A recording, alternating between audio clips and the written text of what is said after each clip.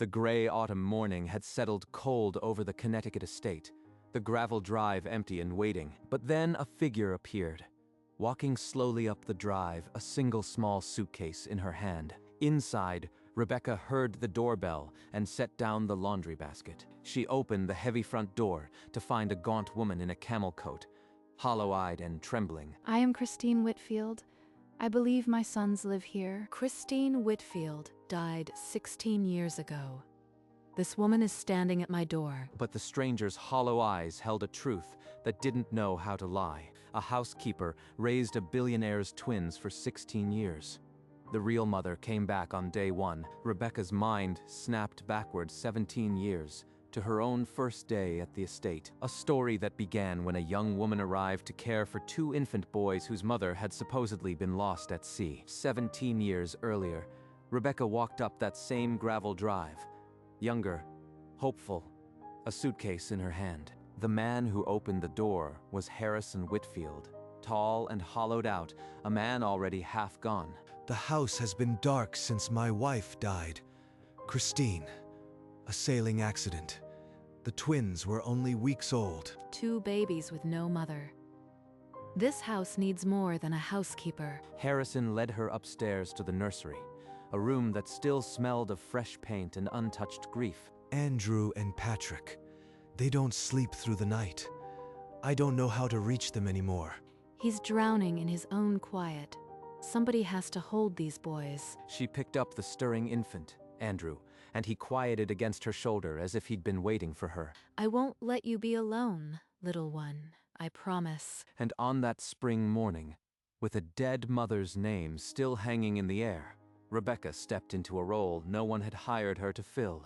The years that followed were measured in scraped knees and bedtime stories. This house isn't dark anymore. These boys are the light. She was there for every first step, every late-night fever, every time they cried out for comfort. At the school play, 6 years old, wearing crooked halos, they looked for her in the audience first. I saw you clapping. You never miss anything. When Patrick broke his arm falling out of the old oak, she didn't leave his bedside for 3 days. Hold on, sweetheart. I'm not going anywhere. And in the kitchen, late at night or early in the morning, they'd call her something else. Good night, Mom. Harrison passed through the halls like a ghost, but Rebecca was the one who stayed. She was the only mother they'd ever known, and she never asked for the title. It simply became true. 16 years later, the morning they were to leave for boarding school, the twins' room was chaos of duffel bags and unspoken goodbyes. They were babies yesterday. What am I supposed to do with a quiet kitchen? You'll be okay, right? I mean, you won't be too lonely here without us. Don't you worry about me. You just go be brilliant and call your old mom every now and then. We'll call every day, I promise. And we'll be back for Christmas before you know it. Harrison stood in the study, watching the drive. He'd said his goodbyes the night before, brief and formal. The black sedan pulled up. The twins threw their last bags into the trunk, their laughter thinner than usual. Don't stand there crying until we're out of sight, okay? You promised? She stood on the porch until the car disappeared beyond the oaks, the gravel dust settling, the house suddenly cavernous. Then the gate buzzer cut through the silence. A figure was walking slowly up the drive. Rebecca opened the door a second time, and the same gaunt figure stood there, the same hollow eyes. Is this the Whitfield estate? I'm Christine. I didn't die in a sailing accident. I've been in a clinic in Switzerland for 16 years. My father-in-law put me there and told the world I was gone. 16 years. The exact same years. She was alive the whole time, and the boys never knew. They released me 2 weeks ago. I have the papers. I came straight here. I needed to see Andrew and Patrick. She said their names. She's been holding on to those names for 16 years. Please, I know how this sounds. I have proof. May I just come in? I've waited so long. Rebecca's hand fell away from the doorframe. She stepped aside without a word. God help me. I just let a dead woman into this house, and I think I believe her. The heavy door clicked shut, enclosing them both in the silence of a house that had just lost one story and gained another. Rebecca led Christine into the kitchen, to the same wooden table where the twins had hugged her goodbye less than an hour ago. Christine set down the suitcase and withdrew a creased document, its official stamps smudged with age. My release form. It confirms I was committed 3 weeks after the twins were born, in September 2008. Then she produced a photograph, a younger, brighter Christine, holding 2 bundled newborns. The nurses took this. They told me I'd see them again. I never did. The same cribs, the same blanket pattern. She held them first, and then she was wiped from their lives. Postpartum psychosis. Charles Whitfield had me institutionalized and declared dead. He said it was to protect the family name. I raised them, thinking their mother was lost at sea. She was surviving in a locked room, and I never knew. The photograph trembled in Christine's hand, 16 years of captivity reduced to a faded image. Rebecca stared at the proof on her kitchen table. The lie that had sustained her was gone, and the truth sat across from her, hollow and waiting. Stay here. I'll be back when this is finished. She crossed to the window and saw Harrison still by the sedan, his back to the house, oblivious. She walked out the back door and crossed the gravel, every step a drumbeat of anger. Harrison, look at me. We need to talk inside, right now. She led him into the foyer, and the moment he saw the woman in the camel coat, his body went rigid. I can explain. 16 years, Harrison. You let me raise them believing their mother was dead. You let her rot in a clinic and told everyone a sailing accident. My father, he said it was the only way to protect the family. Your father's name is not in this house anymore, but mine is, and I have raised your sons. So you will tell me everything. Every letter, every lie. Harrison looked from Rebecca to Christine, and for the first time in 17 years, the master of the estate had no words. Only the silence of a man caught in his own lies. Every detail, Harrison. The letters, the conversations, the moment you agreed. I won't have any shadows left in this house. 3 weeks after they were born, Christine broke. She couldn't sleep. She was terrified she'd hurt them. My father said a Swiss clinic would take her. No publicity. He'd handle the paperwork to declare her dead. He told you I was dangerous? I was just sick. I would have gotten better. Harrison reached inside his coat and pulled out a letter, yellowed and creased, the handwriting unmistakably Charles Whitfield's. I authorize institutionalization. All records sealed. She is to be declared deceased to protect the family. You signed it too. You put your name beside his and erased her from her own children's lives. I was weak. He said it was the only way. I chose the easier lie. Christine's hand moved to the photograph, her fingers tracing the faces she hadn't touched in 16 years. You stole 16 years from that woman. And you made me part of it without ever telling me the truth. The front door swung open, and the twins' laughter cut like a blade through the thick air. Andrew stopped mid-step, Patrick nearly colliding into him. What the hell is going on? Who is she? Something is very wrong. Dad's been crying, and that woman looks like she's seen a ghost. Rebecca's heart hammered. She could lie, smooth it over, send them back to the car. But after 16 years, she knew they deserved the truth from her lips. Boys, come to the kitchen. There's something you need to hear. I want to know right now. Who is she, and why is everyone crying? I will tell you everything, but not in the hallway. Come with me now. Andrew's jaw tightened, but he followed. Patrick fell in behind him, and Christine, clutching the photograph, walked at Rebecca's side. Harrison came last, a ghost in his own home. She's holding a picture of 2 babies. I don't understand. Why is she here? The kitchen table waited. The same one where they'd whispered goodbye.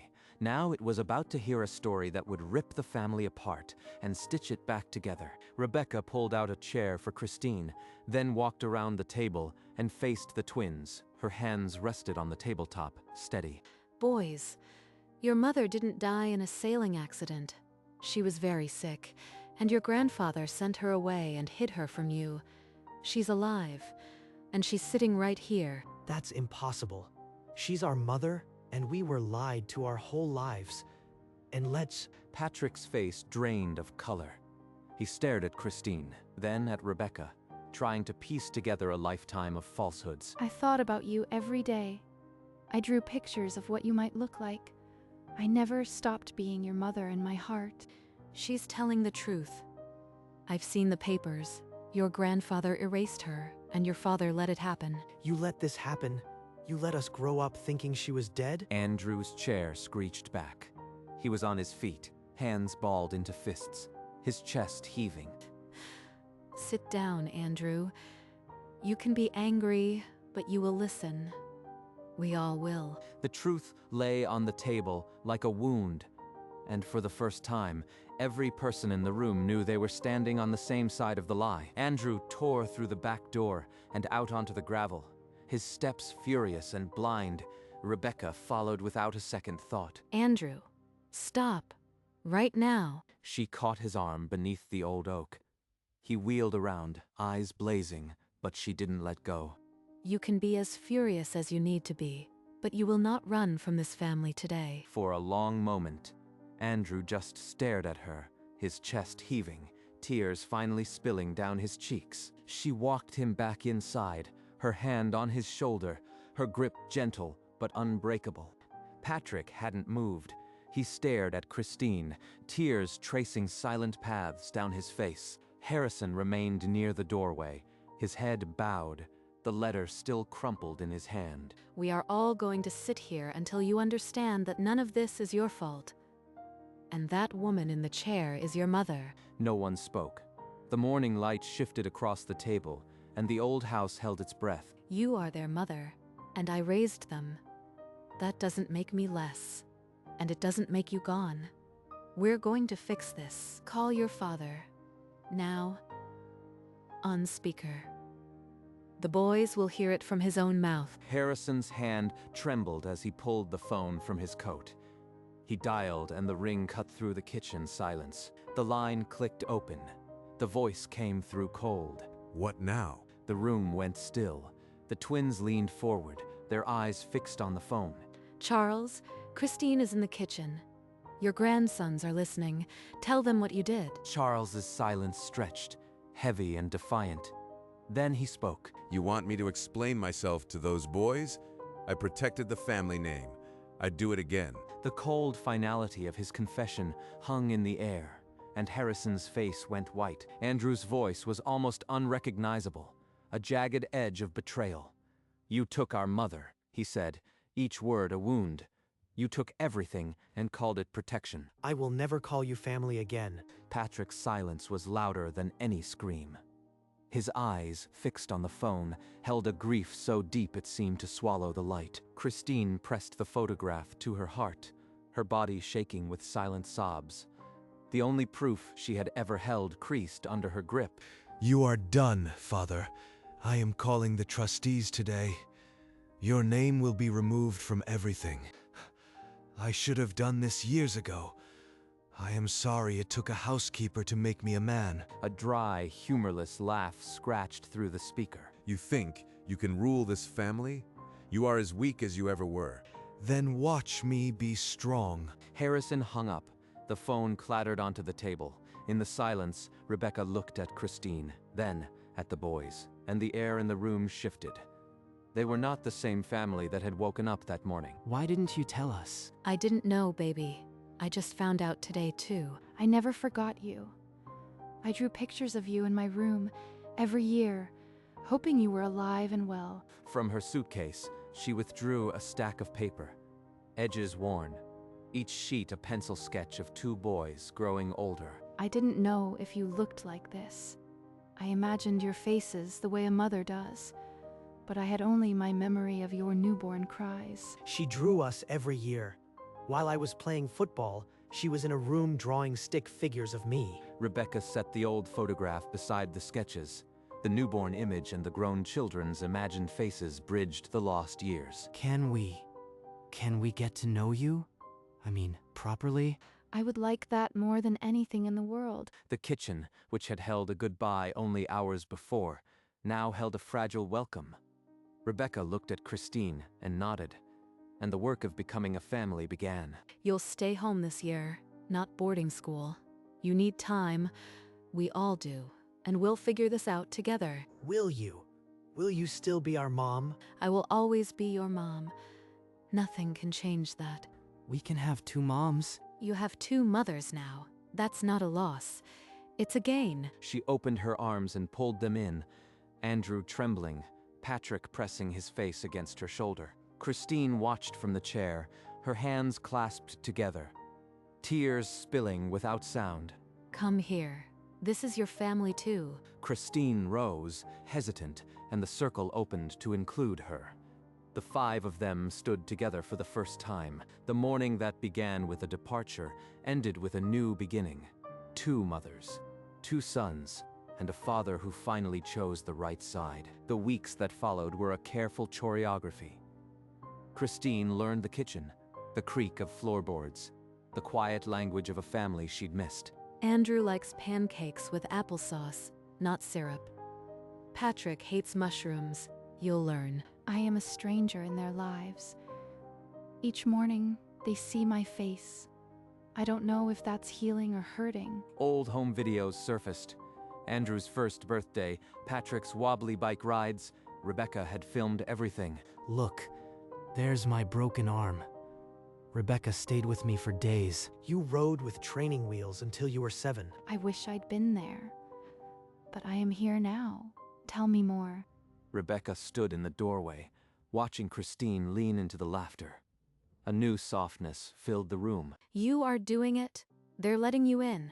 It'll take time. And the old crayon drawing, a stick figure mom with a red heart, rested on the counter. A quiet witness, 3 years later, in the same wood-paneled study where Harrison had once bowed to his father's will, he now sat with a silver pen in his hand. The document before him amended the Whitfield family trust, striking Charles's name and power from every line. Is it really done? He can't control us anymore? It's done. Your father signed it. No more shadows. Harrison set down the pen, and for the first time in years, his hand did not shake. Across town, Charles Whitfield received the couriered copy. He sat in his wingback chair, the same cold posture, but his eyes were hollow. With his financial control gone and the threat of exposure lingering, he retreated into obscurity, a ghost of a different kind. The family did not celebrate. They simply gathered again in the kitchen, the same place where the truth had first been laid bare. The house feels lighter, like it can finally breathe. And on the counter, the old crayon drawing still rested.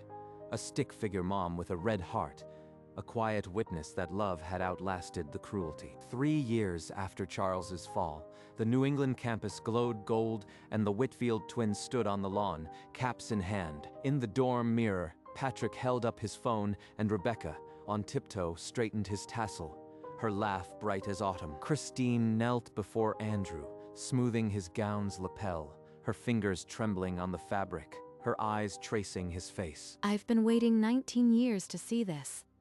You are every prayer I ever whispered. I've been waiting my whole life. You are the most beautiful thing I've ever seen. A silent look passed between the 2 women, shared pride, shared relief, shared motherhood. Ready to walk? I've waited 19 years for this. I am not sure I can. The music swelled, and the twins appeared at the far end of the green. Looking back, their smiles a promise. Rebecca took Christine's hand, and together they stepped forward into the November light. The twins had asked for it themselves. They wanted both mothers to walk them down the aisle. Rebecca took Andrew's arm, her grip gentle but firm, and Christine's trembling hand found Patrick's. I am walking my boy to his future. After all these years, Lord, thank you. I dreamed of this moment, in a locked room. Now it's real. The music swelled, and they stepped forward.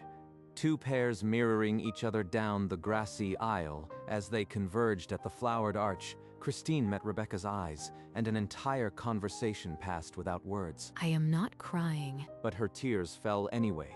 A stream she did not stop. Each drop, a prayer answered. Harrison stood in the front row, his face wet, his applause the loudest, no longer a ghost. In the center aisle, 4 figures became one family, a picture no lie could ever touch. After the ceremony, the family gathered on the sun-drenched lawn, the noise of celebration a distant hum around them. From her bag, Rebecca lifted a small wrapped package and peeled back the tissue to reveal the old crayon drawing, now in a simple silver frame. You kept it. I'll keep it forever. It's the first time one of the boys called me Mom without whispering. Christine touched the glass, then slowly, gently, placed her hand over Rebecca's on the frame. The twins slung their arms around both women, pulling them into a huddle of caps and gowns and wet cheeks. Get in here, Dad. You are not a ghost anymore. Harrison hung back for only a breath. Then the frame opened and he stepped in, completing the circle. This is the picture I'll carry. Not the one with the angle, but this one, the one we almost lost. For a long moment, no one moved, and the autumn sun held them in its warmth, a family rebuilt around a crayon heart. Rebecca had been hired to keep a house, but she built a home from the scraps of a lie she never asked for. When the truth came for that home, on a gray autumn morning, she didn't close the door. She opened it wider and let in the woman who'd been erased from her own sons' lives. The blood mother walked back in, gaunt and hollow-eyed, carrying a suitcase full of sketches. But the heart mother, who had raised them from infancy, had been there all along. On that graduation day, 2 women who'd lost everything to one man's cruelty walked twin sons down an aisle toward a future that refused to be stolen. The old estate, once heavy with secrets, now cradled a family reborn in the light, and the driveway where a stranger once walked became a path of homecoming. Sometimes the people you didn't see coming are the ones who teach you what family really means. Years later, the gravel drive still held the memory of that morning, the footsteps, the suitcase, the door opening. But now the estate was no longer a place of silence. Inside, the kitchen table was never empty again. 2 women often sat across from each other, coffee growing cold, laughing about nothing and everything, and the old crayon drawing never moved from its place on the counter. It watched babies become men, strangers become sisters, a house become a home, and on quiet mornings, Rebecca would sometimes stand at the window and watch the drive, remembering, but she never wondered anymore. She knew exactly who she was. The housekeeper who raised a billionaire's twins had become the heart of a family. And the real mother came home not to take it back, but to become part of it. Fade to soft laughter and a crayon heart that beat louder than any secret.